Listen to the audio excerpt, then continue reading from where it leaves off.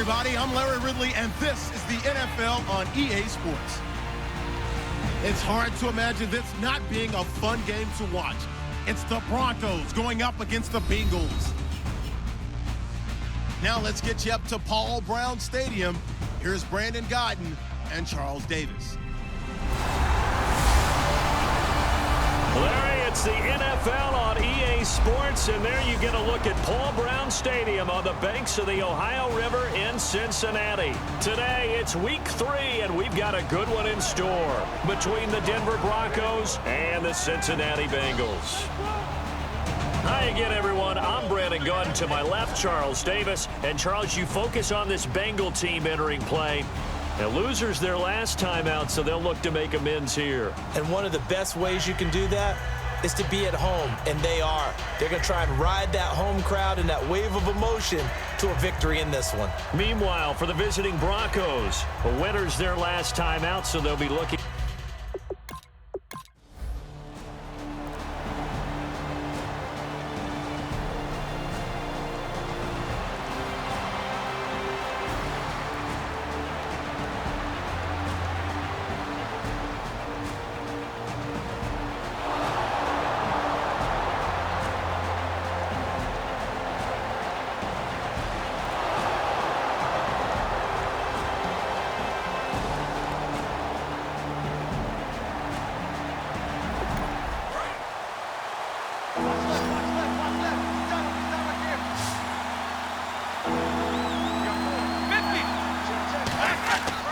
They'll run it. Here's McFadden. And he'll maybe get back to the line of scrimmage, but no more than that. Call it no gain that time, and they're going to be left looking up at a 4th and 1. On every snap, a defense is trying to establish who they are, but on 3rd and short, that's really when you put it out there and tell people who you are.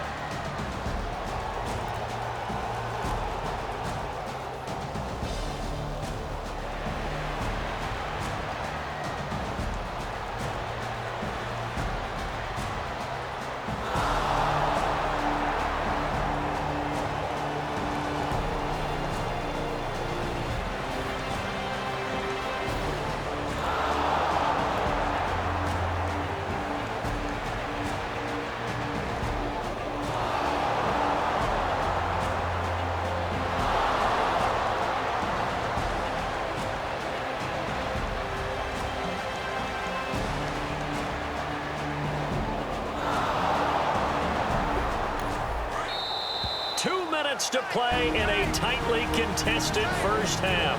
We'll come back to Cincinnati after this.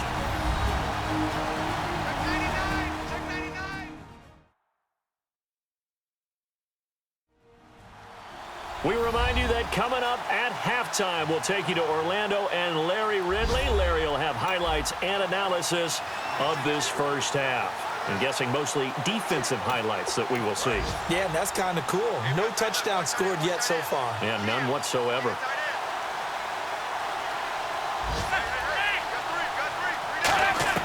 On first down, Romo over the middle here to Brown.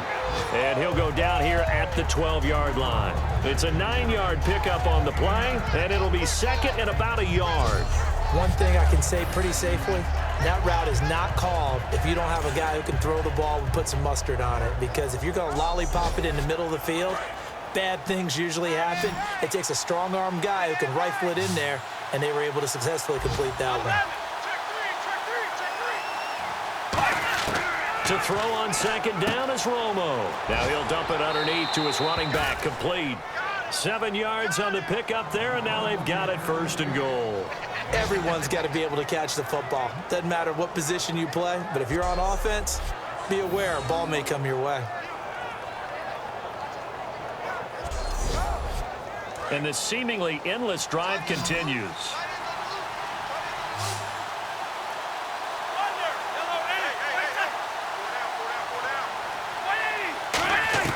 From the gun, here's Romo. Now he'll dump it underneath to his running back, complete. And he is into the end zone for a Denver touchdown.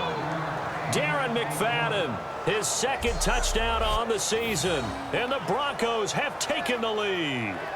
Getting your back involved, what's the importance there in the passing game? Well, oftentimes you can create mismatches because who's going to cover him, and you get him into space.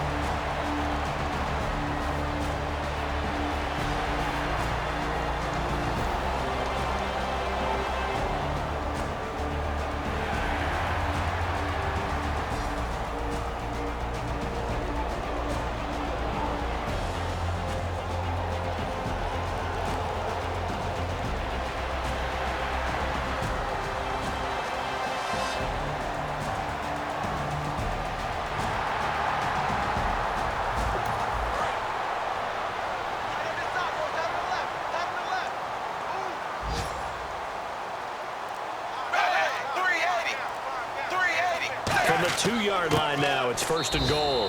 Hyde, and he'll go backwards, losing yardage to the 5. It's a loss of a yard there, and now second down. We talk all the time about how important it is to have leverage in blocking. It's also a big part of policing up gaps. Did you move someone out of the A gap? Did you move them out of the B gap in order to create space for your guy to run? In this case, all those gaps were shut down. Yeah, the movement was defensive, and they got him for a loss. And he can't corral it. Maybe a big missed opportunity there defensively in the end zone. And now third down. A missed opportunity for an interception would have killed off a drive. They had a chance there to finish things off. Didn't get it done. I guess that's why a lot of those guys do not play offense. Now Tannehill on third and goal. And incomplete. The contact made the ball roam free and brings up fourth down. After all the preparation, all the practice, a play like that will absolutely break your heart. They had everything they wanted, just unable to complete it. In the end zone, a big-time drop.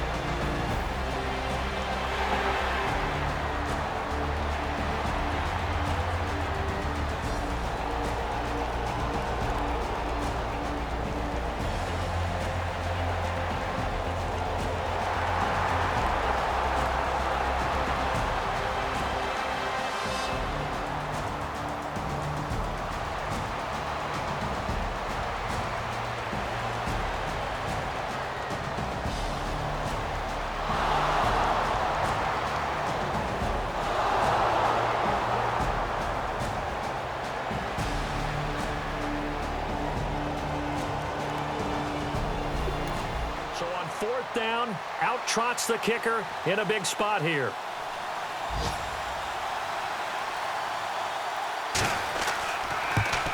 And the former Buckeye, Nugent, puts this one through. And that'll open the lead up to a touchdown now at 13-6. So, Charles,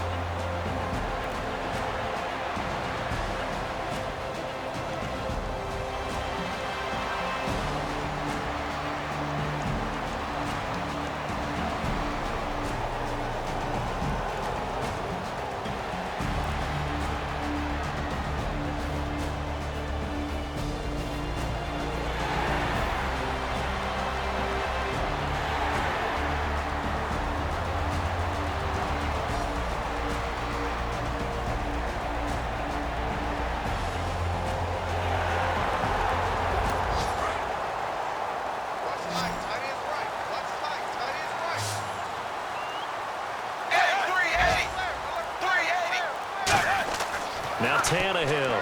And he rifles one incomplete. Alshon Jeffrey, the intended receiver. And that'll bring up a 2nd and goal.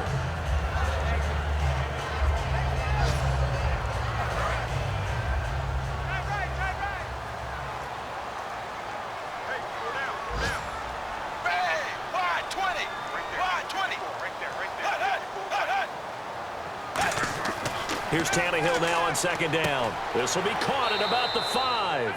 And he's going to be taken down right at the line. No gain on that one, and it's going to bring up a 3rd down. And if you're going to pass down here, you better get that in the end zone. I agree with you totally, and as we both know, the field's already condensed. There's just not a... And he'll take this into the end zone for a Bengal TD. Marvin Jones, his first touchdown of the new season. And the Bengals are an extra point away from tying up this football game. I wonder if he changed anything on his play sheet or they just executed better. Because they had 2 previous drives that ended in field goals. Before this one, they finally were able to put into the end zone.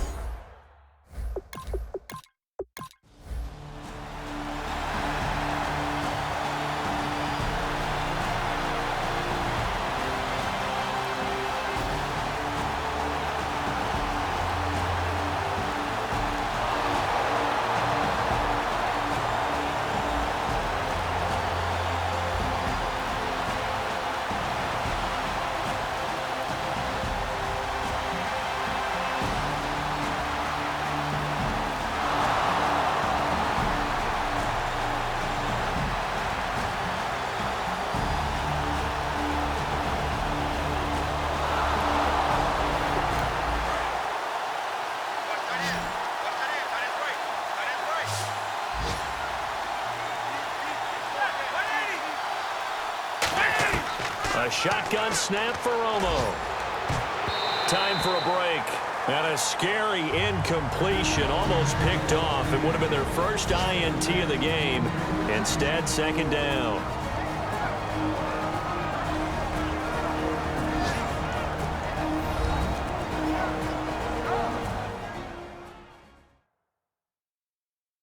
So it's Bronco football as we get you reset here. They face a 2nd down, but they are in field goal range.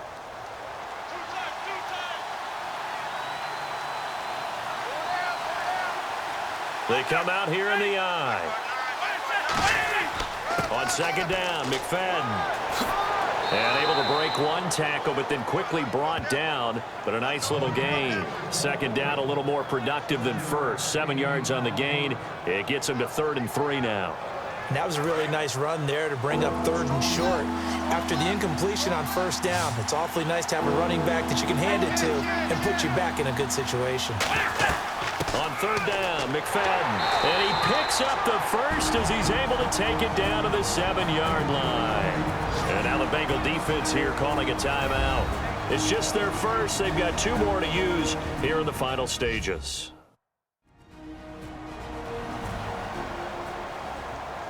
And a new set of downs here after picking up the first on the ground. McFadden will be the lone setback. And he'll get it up the middle. And a little bit of... And now the Bengals are going to call another timeout. A pickup of 4 on first down. It'll be 2nd and goal.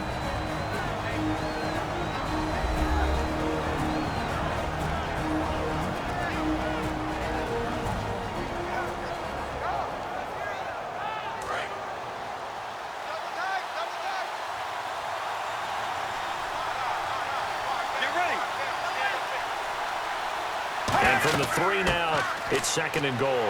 Now McFadden, and he's going to get this back to the 3-yard line and no further.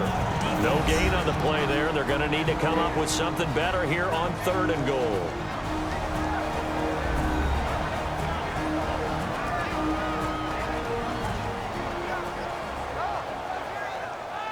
The defense, they got a little bit of a breather. Now they're back and set as we resume play. Let's go. They'll run for it with McFadden. And he'll take this into the end zone. Now, hold on here. We do have a flag down. So let's see what this is about. Holding offense.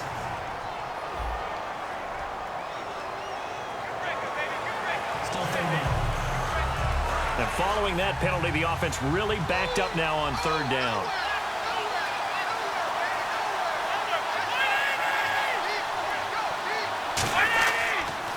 This is the running back, Blue. And there's a flag on the field.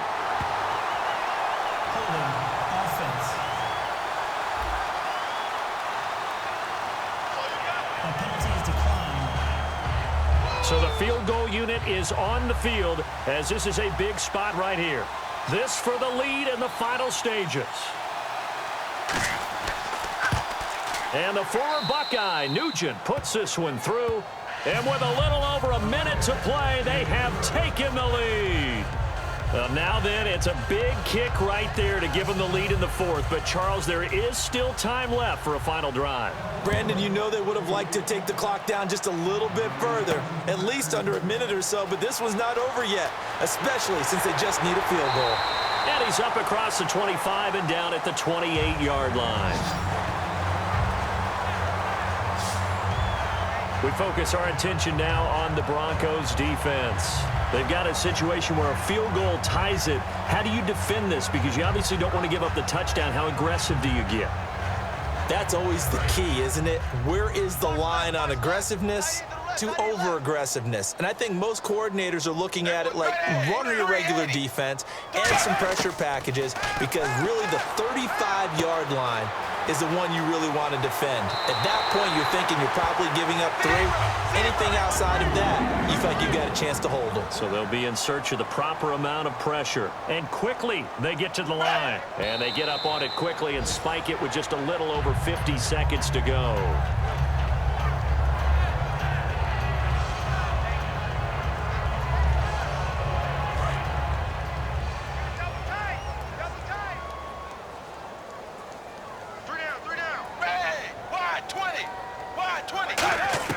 Back to throw. Finding time. And Jones has it over the middle. And he's brought down. He got 18 yards out of that one, and it gets him a new set of downs. Looking to speed things up here, going with some tempo. And now the spike with 36 seconds left to go.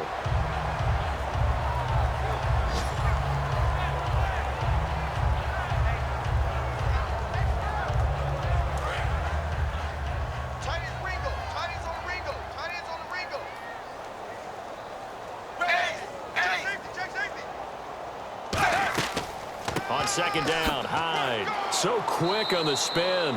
He's spinning, man. He's able to rattle off 6 on the carry, and that'll get him to 3rd and 4. An extra defensive back in the game now here for 3rd and 4. They'll look to throw. Out to the flat for Hyde. And he gets this down to the 18. Good enough for a first down. They pick up 12 on the play there, and they move the chains. And they're going to hurry back to the line now. So the false start will back them up 5. False start, offense.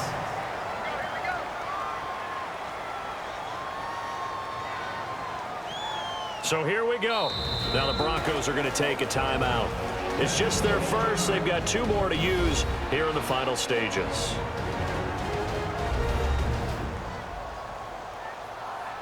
So a defensive timeout, chance to regather, regroup, and get set as we resume action.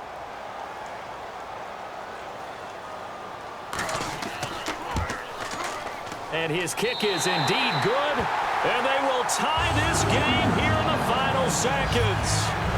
So a money kick there in the final seconds. And now, barring any hijinks on the kickoff here, partner, I think you and I, we're going to settle in for a little overtime. And I wouldn't have it any other way. This has been a dogfight all through regulation.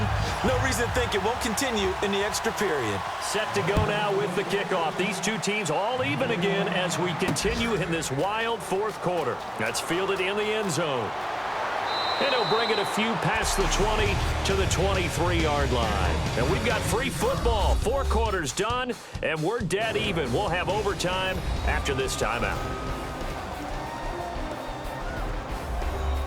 It's a little teaching moment here. Overtime rules. Remind us how this goes, partner. Okay, so in the past, we had sudden death. First team to score wins, but no longer. Now, if the team receives the ball, scores a touchdown, they win the game. If they kick a field goal, though, or don't score, the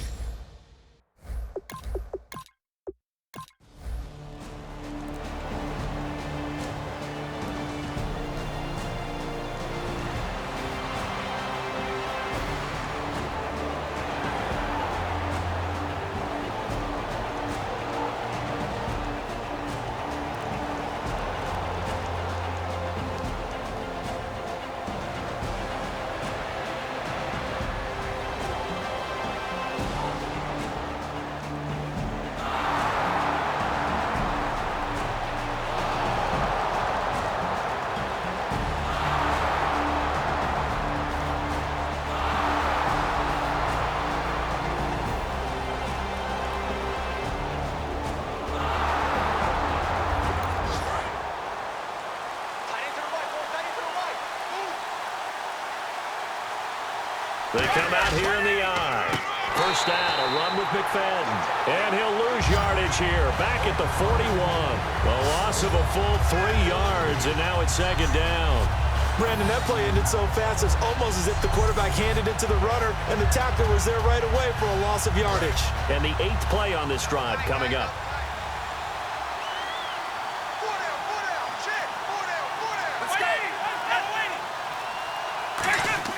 On second down, here's Romo. Crabtree with it over the middle. And certainly some style points there on the spin. Not a whole lot thereafter, but still a pretty good game. He had time, was able to survey the field and find a soft spot in that zone coverage. And that's where it gets difficult for a defender, Brandon. You go to your spots on the field that you have to cover, and when the offense finds an area that you're not in, that's where they throw the football. Here comes play number 9 now as they come up on a 3rd and 3.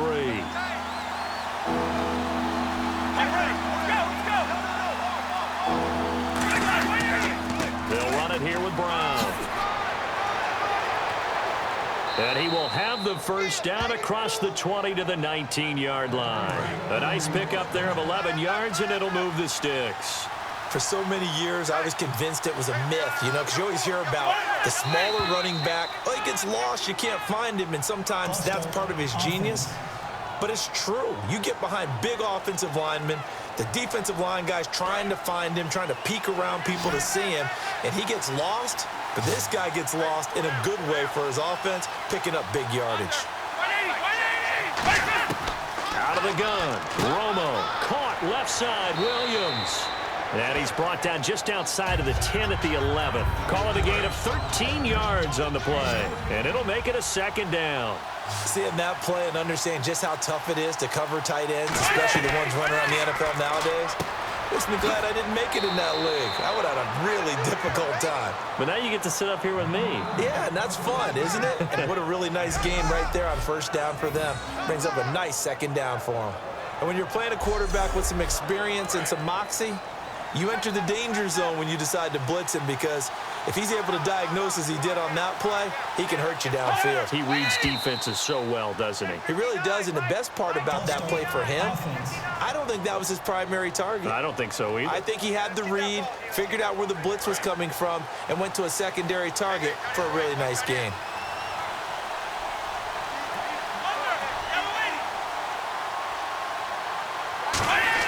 From the gun, here's Romo. His pass caught at the 4.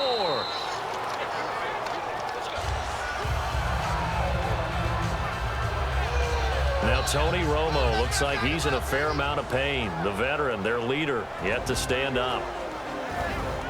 Well, he gets attended to. We'll step aside.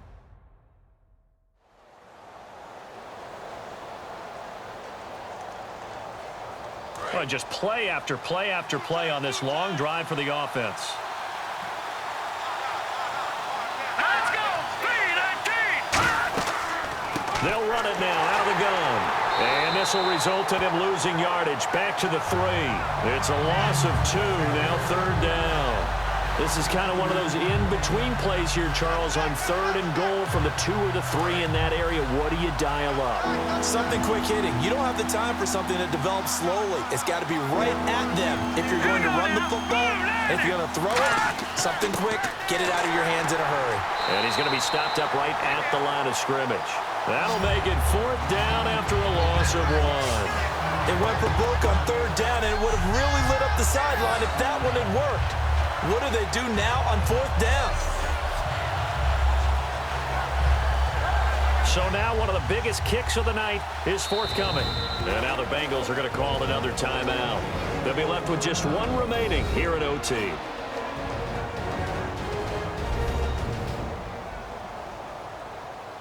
And now following that timeout, the defense back out onto the field.